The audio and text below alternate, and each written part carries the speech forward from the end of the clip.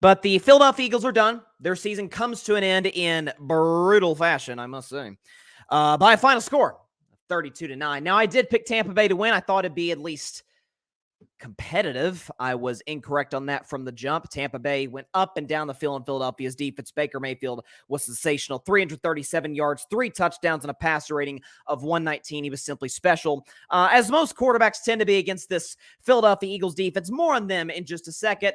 It's time to move on from Nick Sirianni.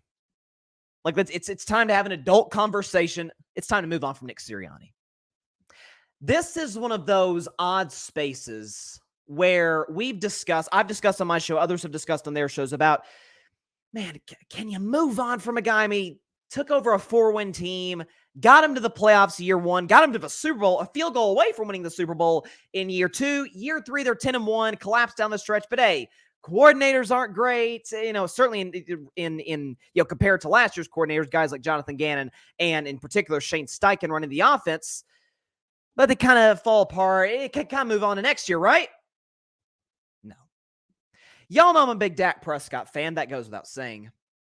I view him far higher than others in regards to other quarterbacks in the NFL. I certainly view Dak higher among quarterbacks than I do Sirianni among head coaches. That said, if Dak Prescott, so he's with the Cowboys. Let's say Patrick Mahomes was available on the free agent market and had some interest in coming to Dallas. Bye, Dak. And I love Dak. Bye, Dak. Let's bring Patrick in. Let's go win some Super Bowls. Identical situations apply with Nick Sirianni. I have never in my life seen a deeper coaching pool for potential candidates. There's this guy, Bill Belichick. You might have heard of him. He's just interviewed the Falcons recently. So is Jim Harbaugh. Belichick, by the way, 6 Super Bowl titles. Harbaugh has a Super Bowl appearance in his resume, is the head coach of the defending national champion Michigan Wolverines, and wins, everywhere. Mike Vrabel took over a Tennessee Titans team that was fine. Year 2 got it to an AFC championship game. Year 3 got it to a 1 seed with Ryan Tannehill at quarterback with no Derrick Henry for the second half of the season. And we're in the playoff mix in the final week of the season a year ago with a below-average roster. Mike Vrabel's a darn good coach. You have hot up-and-coming coordinators like Ben Johnson with the Detroit Lions. You have that guy McDonald, the defensive coordinator for the Baltimore Ravens. Plenty of good candidates out there potentially for a team like Philadelphia, who roster's good. Quarterback, whether you think he's elite, fine. It's good. I mean, he's better than the majority of the quarterbacks in the league. We can all agree on that.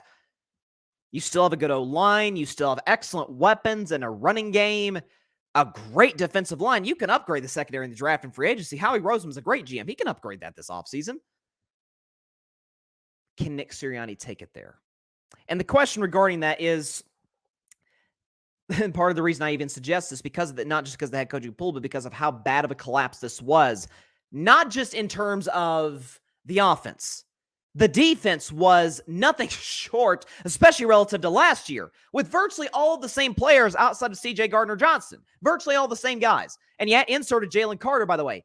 Eagles last year defensively compared to this year. Last year, first in opponent yards per play, first in opponent yards per game, number 1, and by the way, an all-time record in the NFL in single-season sacks by a team, second in opponent yards per game, and the number 8 scoring defense in all of professional football. So they were top 10, top 1 in many categories, top 10 in virtually all of them.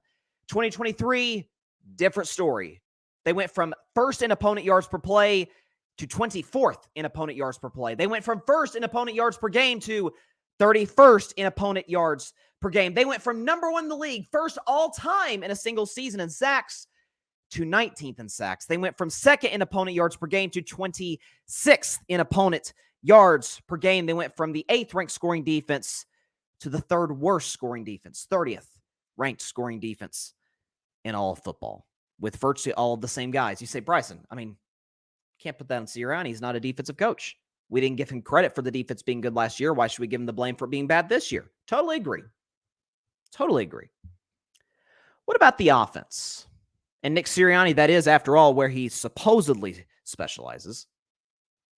How'd the offense look with the boy genius Shane Steichen gone? Well, through 11 games. Excellent. The Eagles might have started 10-1. That might have barely been skating by some teams, but they were playing really well offensively. Here's their numbers. I can put this up there. They were 3rd in points per game, 9th in yards per game, 10th in yards per play, 3rd in time of possession, 9th in rush yards per game, 13th in pass yards per game, 3rd in third down conversion percentage, 6th in the red zone, 23rd in turnovers. That's not very good. And they had the best record in football. By and large, folks, they were a very good offensive football team. Elite offensive team, I would go so far as to say. But the last 7, including the playoff game in which they lost 6 of their last 7, teams figured them out. They were the 26th ranked scoring team in all of football, 19th in yards per game, 15th in yards per play, 29th in time of possession, 18th in rush yards per game, 16th in pass yards per game, 7th on third down. That's pretty good. 21st in the red zone, 30th in turnovers, and were tied with the 4th worst record in all of football with that roster. You say, well, I mean, you can't put it on Nick Sirianni. He doesn't call plays. Well, then that leads me to a bigger point. Then what's he there for? What does he do? What does he do that Belichick can't do, Vrabel can't do, Harbaugh can't do, heck, Pete Carroll can't do, Ben Johnson can't do? What is special about Nick Sirianni? Is he a guy who we view as this big-time culture builder, this galvanizing force for his team? No, actually, sometimes his players are kind of embarrassed of him. Remember this during the Super Bowl? I apologize for the podcast audience, those listening. Remember this during the Super Bowl? Eagles are going to win a challenge. Nick Sirianni, yeah, first down. And Jalen Hurts like, hey, dude, calm down. Calm down, buddy. Like, what are we doing? Like, put the arm down. Like, calm down, buddy. Jalen Hurts, mid-20s, wasn't in college that long ago. And Nick Sirianni, who's been a grown man for decades. And it's Hurts who's behaving more mature than the head coach. Remember this in Kansas City when they beat the Chiefs in Arrowhead Stadium? This was before the Eagles finished the season 2-5. Remember this in Kansas City? Hey, I don't hear anymore! Chiefs fans! See ya! Hasn't he become more well-known for that than game planning, culture building? I mean, nobody in the NFL views Dan Campbell as this X's and O's genius. I'm not trying to make out Dan Campbell to be some meathead like some have portrayed. He's not that. But Dan Campbell's not exactly going to compete with McVay or, Shanahan or Reed in terms of X's and O's. But good Lord Almighty, does that man build a culture? Those players give their all. In their 3-win season in 2021, they played their you-know-what's off for him.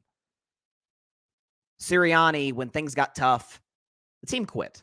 Let's be honest. As bad as that was in Dallas when they lost to Green Bay on Sunday, and everybody wants McCarthy gone, myself included, the criticism of McCarthy was, man, didn't have them ready to go, looked out game planned, out prepared, out schemed, outdated, just over his head.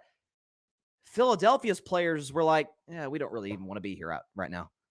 I mean, did you see that sack Jalen Hurts took on the safety? Like, what are you doing? That's just nonchalant. That's not Jalen. Up and down season this year, sure, but careless, nonchalant, that's not really Jalen's brand. The missed tackles defensively, particularly by James Bradbury, who he had a bad year. But even the Eagles secondary in totality. Missed tackles, apathetic effort. I mean, from the jump, I don't use this term much because I think it's overblown sometimes, but Tampa Bay wanted it more than Philadelphia. Tampa Bay was showing up to that football game, ready to go in a playoff game and advance to Detroit. Philly was like, if it happens, it happens. That's what their body language showed me. That's on the coach. What does Nick Sirianni do that is, it doesn't even have to be revolutionary. He doesn't have to be, we hear this term a lot, boy genius. But it doesn't seem like he's become far more well-known for yelling and cussing out Chiefs fans or his theatrics on the sidelines when his players are actually more composed than he is. That roster's too good in Philadelphia to waste another year with likely another crappy defense and a predictable offense. If this were it's kind of like Justin Fields. If this were a draft like 2022, where the best 2 quarterbacks are Kenny Pickett, at least coming into that draft, Kenny Pickett and who's the kid that went to Tennessee? Malik Willis. Those are the top 2 quarterback prospects by a lot of draft evaluators. well, then you probably keep Justin Fields. He's a better option than both of those guys. But Caleb Williams is in this draft. You take Caleb Williams. Same situation here in Philadelphia. If it's not going well and you have a clear opportunity to upgrade, you upgrade. Especially when your team is in a win-now scenario. Especially when you just lost one of your key leaders, in all likelihood, one of the key leaders of your locker room, in Jason Kelce, who's almost certainly going to retire. What does Nick Sirianni bring to the table that other coaches can't bring, and then some? He doesn't provide a culture. He doesn't call plays. He doesn't manage the game particularly well. He doesn't have his guys ready to go in the biggest moments when things aren't going terribly well. We know him more for cursing out Chiefs fans, cursing out Colts fans a couple of seasons ago after a 1-point win over a 4-win team. And we also remember him for theatrics during the Super Bowl that his own quarterback's like, hey, coach, like, come on, what are we doing? Just saying. Thanks so much for watching the show on YouTube, and be sure to go click that big red subscribe button and check out the other clips and full shows from Carving It Up Live, as well as our other incredible content creators here on the Grid Network.